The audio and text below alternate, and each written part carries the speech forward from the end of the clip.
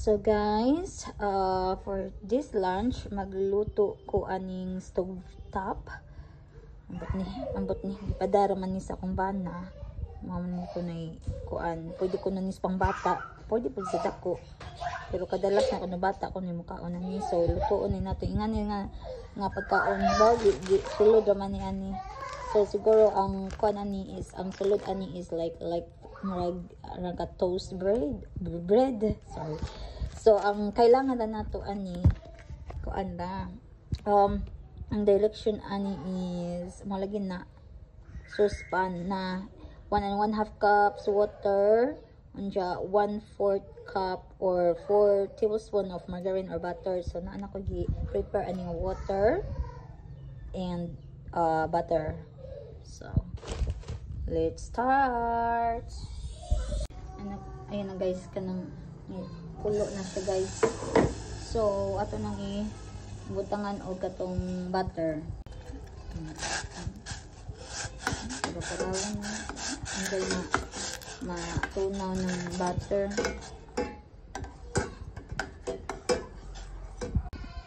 So mao na gud ni isud guys, na lagi kanang toasted bread bitaw. Ano siya isud? Lagi toasted bread. Ato na ni ikuan guys, ilunod. Ang bukaw naman. Guys. Ay. Oh, siya po ang guys. Nanadya po yung panglasa niya. Ayan. Ay, green.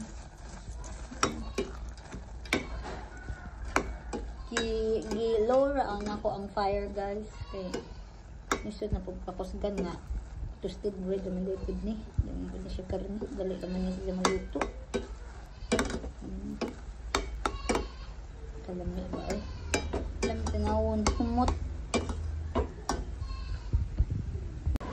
So mauna siya guys. Nani siya gamay nga turkey meat. Baka na bang kanlingaw kanon sa mga American nga kanang mag Thanksgiving na turkey. Masabra man na ikuha na. Sa Bisaya na. Ay kana ko mga sana. Bawang sana guys. Limot na ko sa Bisaya ng turkey. So muna siya guys, kanang bread nga gitoast. Diyan na turkey gamay nga mga meat. Diyan ano na ni mga spices na mga pang flavor. Mura to guys, arang ka simple ra, gibutangan ng tubig, diyan butter. And then lono diretso tong katong ingredients ng katong toasted bread. Lagi to. So muna na on kanon ni Baby Andrea. There guys. Nara guys, ikaw na si Baby Andy. Ready to eat na si Baby Andy sa akong giluto guys. Eat Andy.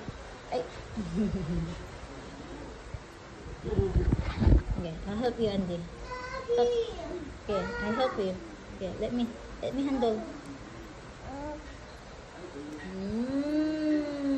Kaon na siya guys. Yummy Andy? Andy? Yummy?